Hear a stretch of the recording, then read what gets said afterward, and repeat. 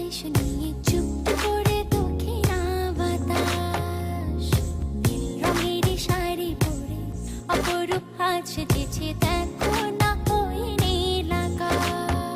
যা দেখি লাগে ভালো স্বপ্ন আজ মেলেছে ডানা চঞ্চল